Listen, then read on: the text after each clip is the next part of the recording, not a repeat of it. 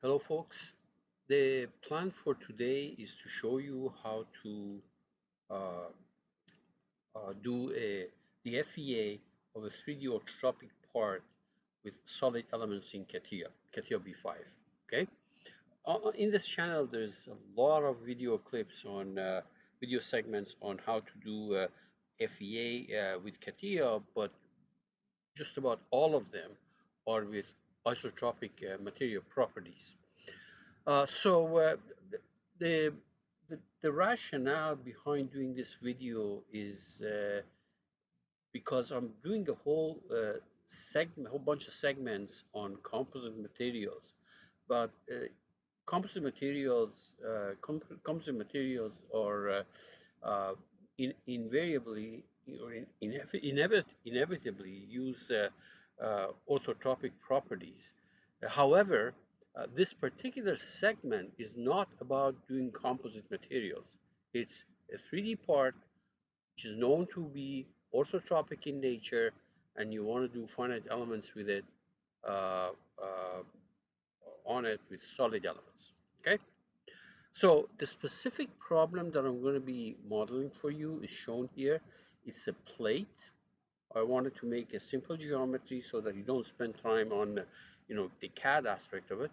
A simple geometry like this. The two ends of the plates are subjected to a tensile load, 10,000 psi, and the side dimensions are given here.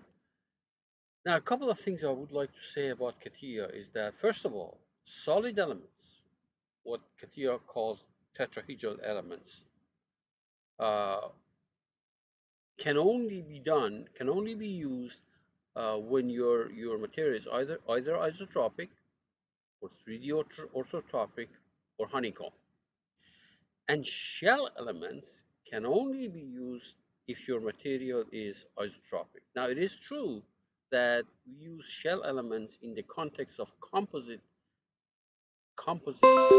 modeling, as I have done in all those video segments, but straightforward shell elements without using composite properties can only be can only have material which are isotropic. Now, uh, obviously we have solid element. We want to use solid element. Okay, you can see it here, right there, and I'm going to assume it's 3D orthotropic. Now, with orthotropic properties, once you say, here are the numbers, there's 9 numbers that you have to specify. These 9 numbers are with respect to a coordinate system, what is called material coordinate system, okay? Now, uh, this is why if you have an orthotropic part, you have to say, what is the direction uh, of your orthotropic properties. In other words, for example, I want to say that these 9 numbers that I am giving you, and I will in a few minutes, are with respect to the coordinate system XYZ, which may not be aligned with the global coordinate system. Okay, the global coordinate system, in all likelihood, you're going to use along the bar and perpendicular to it, and of course transverse direction. But the properties of this part may not be in the directions that I just talked about. For example, if this is a piece of lumber or a wood, and the grains of the wood are in this, uh, uh, in the direction that I showed you, then obviously you have to define the material properties in the appropriate with the appropriate axis. It'll ask you for that axis. Now, the properties that I'm going to use, some of the properties are given in this table, and the reason I use this, actually, is only the first stuff on the left side, E1, E2, Poisson ratio 1, 2, and shear modulus 1, 2. And the reason I use these numbers is that in the video segments for composites, I have used this repeatedly, uh, but uh, this is why I'm using these numbers. Now, when you look at the orthotropic properties of Catia, there is 9 numbers that you have to specify. there is, of course, 3 Young's modulus, 3 Poisson ratio, and 3 shear moduli. Okay. Now, when you look at it, the E1 is this number that you see here in the longitudinal direction. E2, the transverse direction is, I'm going to use it, okay? And Poisson ratio 0.25, I'm going to specify it to be for what is called the XY. And the shear modulus is this. Now, the other five are not specified, so in this table. So here's what I'm going to do. First of all, as far as the Young's modulus in the normal to the, let's call it normal to the to that plate that you see, I'm using a big number, big stiffness, okay? Because I don't want it to be, I don't want it to be stretched too much or thin too much in the depth direction. So I arbitrarily used a number that is right here, which is about 20, 2 orders of magnitude bigger than this, okay? And an order of magnitude bigger than, or something comparable to E1 that's up there, okay? Then these two Poisson ratio in the other two planes, uh, these are not quite arbitrary because there is some kind of a restriction that applies, that I have to make sure that these Poisson ratio follow those restrictions. So what I did is I picked some numbers that are that satisfy those restrictions, and also I don't get a error message in Catia.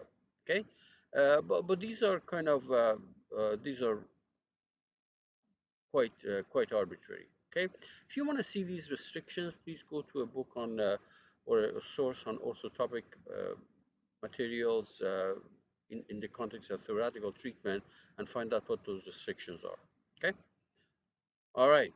So uh, first of all, the reference to this particular problem that I did as a composite is right here. You can go and check it out. And this is the YouTube link. Okay, it's video number 2 of those composite segments. Now, I also want to point out to you something from Catia online documentation, and this is what I had earlier in my slides. It says 2D property. In other words, when you use shell elements, straightforward shell element can only use isotropic material, and 3D property when you use solid elements, can be applied to isotropic or orthotropic 3D or honeycomb material. Okay, this is a problem that you see in that video too. We have a plate like that, which is loaded by, it was in that particular video, it was loaded by these loads because they have to be specified in force per unit length.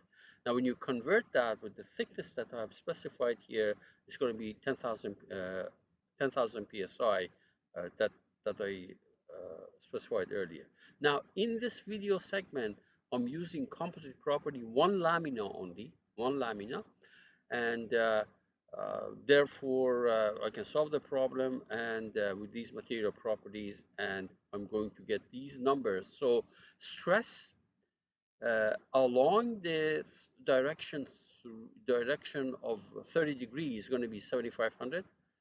The stress, normal stress perpendicular to the 30 direction is going to be 2,500, and tau 1 2 shear is this. Now, these are the numbers that I better come up with if I do it in 3D with 3D modeling. Okay. All right. So let's go ahead and let's go to Catia. The first thing I want to do is to remind you how to create your own material. So we go to Start, Infrastructure, Material Library. I'm going to make it. Okay. So this first of all, let me call this this this family. I'll call it. I'll give it. Let me see now. I'll call it my own materials.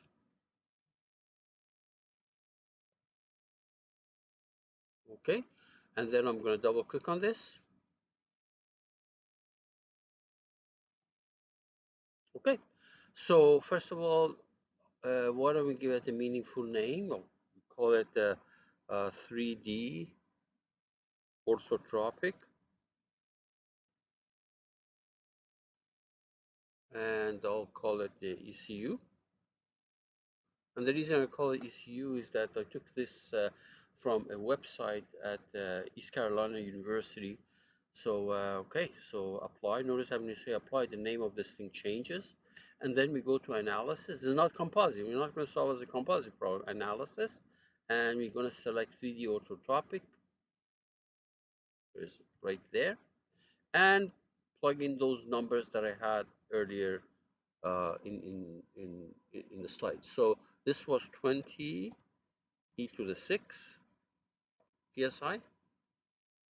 Oh, I think I better change my units here. Let me change my unit. Let me cancel this. We haven't done it yet, so we go to tools, options.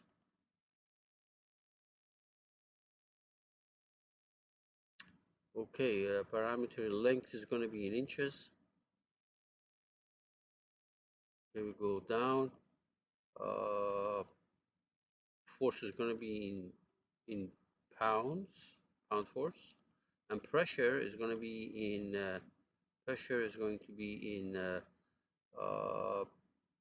psi. Right there, psi, and then I think that's it. So say OK. Now we double click on this, and the name I already changed. Okay, composite, 3D not composite. I'm sorry, analysis, 3D orthotropic. Now we're going to put those numbers. This was 20 e to the 6. This was 1.2 e to the 6. The 6. Normal Young's modulus. Remember I said I'm going to make it 2 orders of magnitude bigger than that. So by 1.2 e to the 8. Okay. And this one was 0.25. And the other two Poisson's ratio, let's see what I had here. The other two Poisson ratios, I had 0.1 and 0.09. 0.1 and 0.09.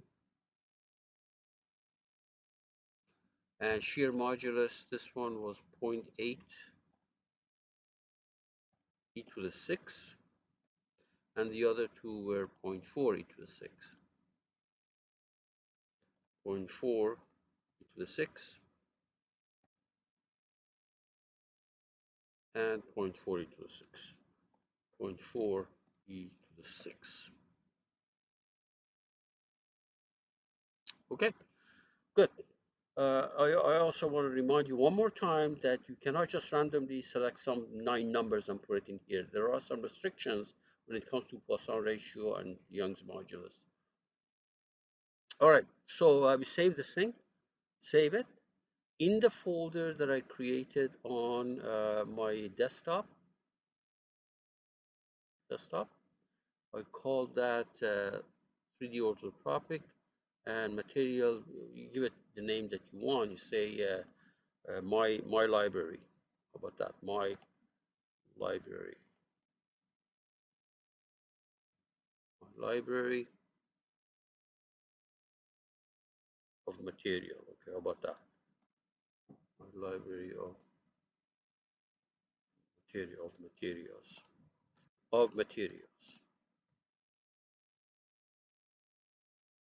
Okay,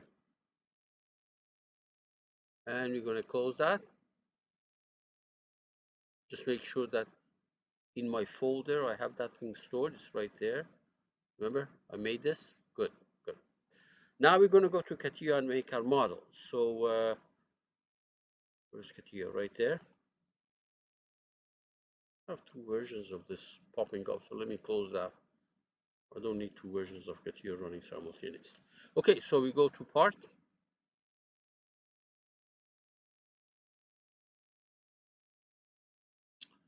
let me call this thing, I'll give it a name, December, I don't know, December 4, 2020. Not a good year. Okay. So first we're going to create our solid model. So we're going to go into part design. Part design.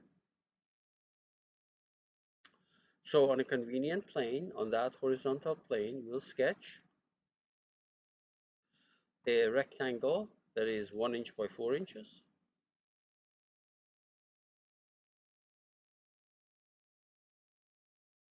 4 inches by 1 inch. Okay, exit. And we're going to pad it symmetrically, mirror extent, and 0.05 in each direction, 0.05.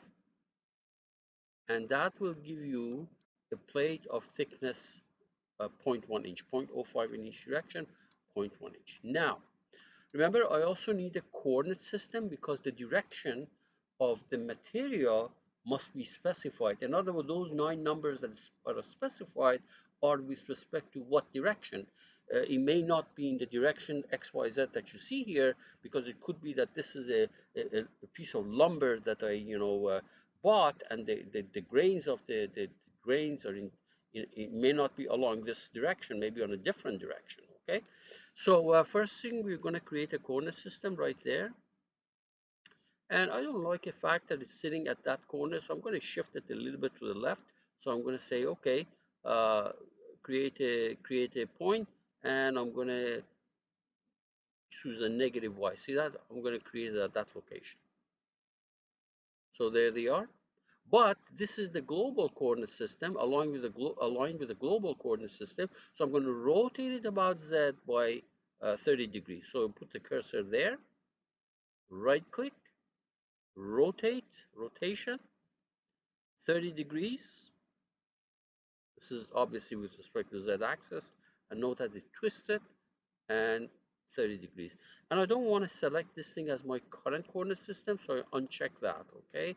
Because when you apply loads and things like that, if you use this as the coordinate system, the loads may be at an angle that you don't want. Anyway, what I've done here is I have created this coordinate system for you. Okay, good. So we're going to create material, apply our material to it. So there's the apply material. This is the default library in Catia. I don't want it. I want to go and select my own library right there. You open a material library, and there it is. Okay. If you don't get it right away, you go and look for it. So here's my desktop. There is the folder, and there is the library. Okay. And you select this, and you say OK. Remember this? Now, when you want to apply it, you select the part. You select this, the part, you select this or the other way around, and you say OK. Okay. Now at this point, there is no information about what the direction of this orthotropic properties are, but you'll see that it's going to pop up soon. All right, so first of all, let's save everything. File, save management, save as, December 4. Okay, very good. It's going to go into that folder, and we say OK. All right. Now, let's go ahead and mesh this thing. So we go to Start, Analysis and Simulation, Generative Structure Analysis.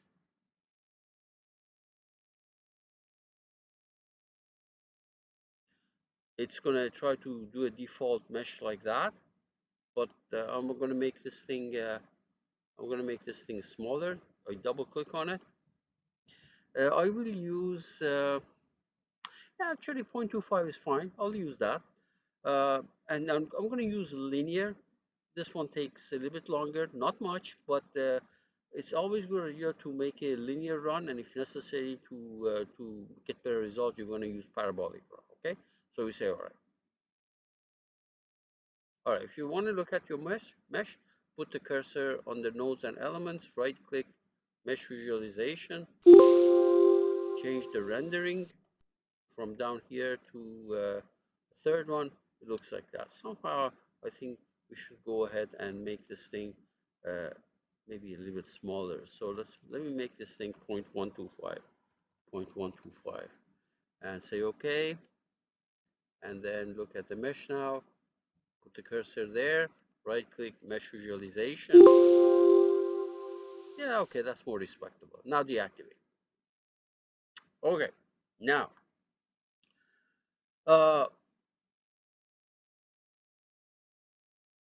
okay, so notice that what happens here is that properties, there's a mark here. It says, oh, wait a minute. Let me make this thing bigger so you can see it. It says, I don't know what to do with your property because the stuff here is something is missing from it. If it was isotropic properties, then no problem. This will do it automatically for you. But here it says something is missing. If you double click on it, you see what's missing because orientation is missing. See that? Orientation is missing. It says none.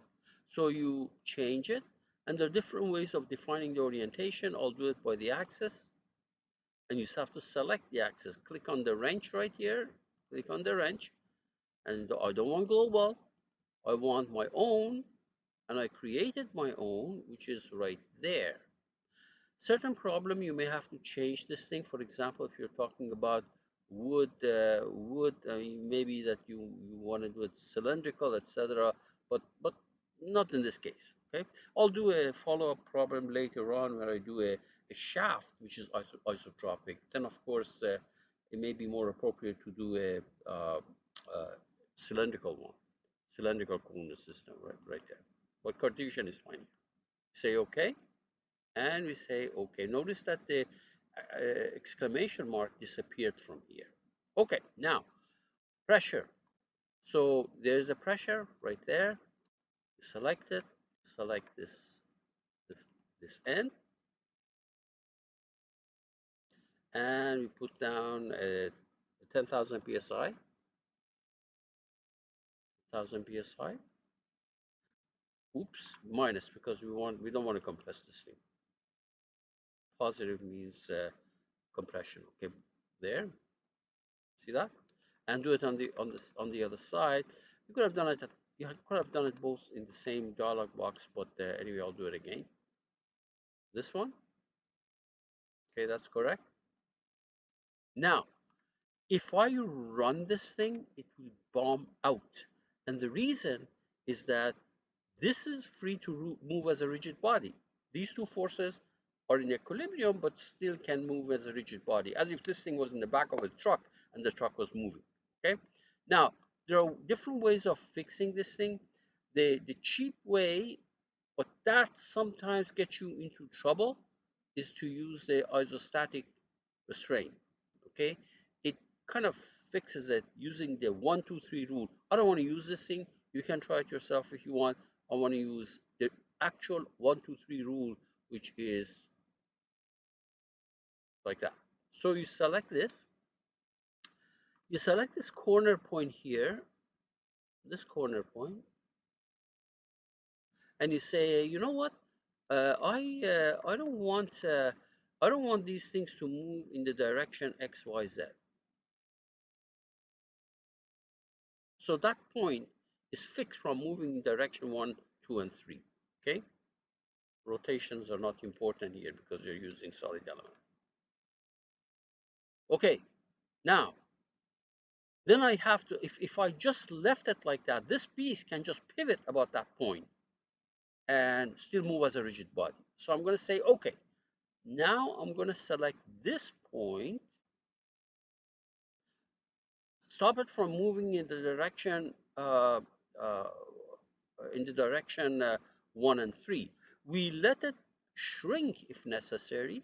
You see, we let it shrink in this direction because it will, because of the Poisson ratio, it will shrink, but we'll fix it from going in the direction 1 and 1 and 3.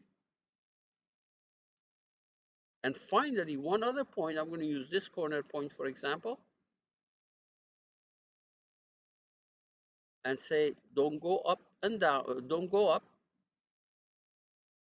And notice that we have one restraint here, two restraints there, and three restraints there. And that's where the name 1, 2, 3 is coming from.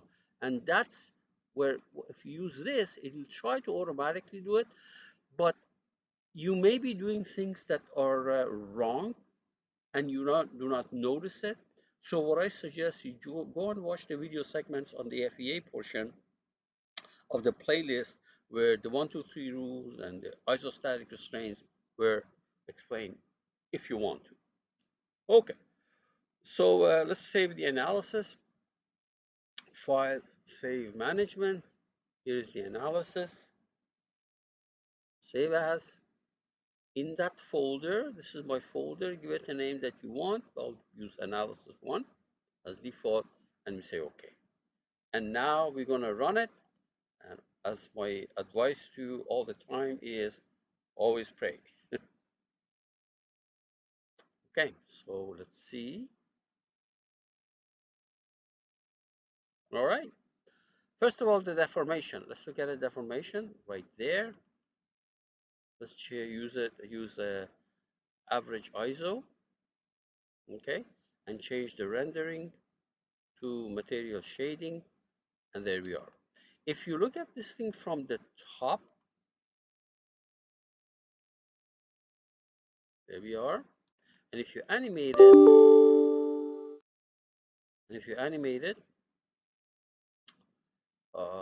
where is that? Notice that this is going to shift to the left because the properties of the material were in the orthotropic in the 30-degree direction. Okay, so when you load it, there's a tendency to move to the left. Okay, if we had used the axis system, that axis system for orientation, to be parallel to the global XYZ, then this will only stretch and shrink. It will not shear. Now, this is exactly what we got in that video segment 2, and it looked like that on composite, video segment 2 on composites. Now, why don't we plot the stresses now? So let me put this thing in the isometric view. There we are. Now, deactivate this plot. Deactivate the plot.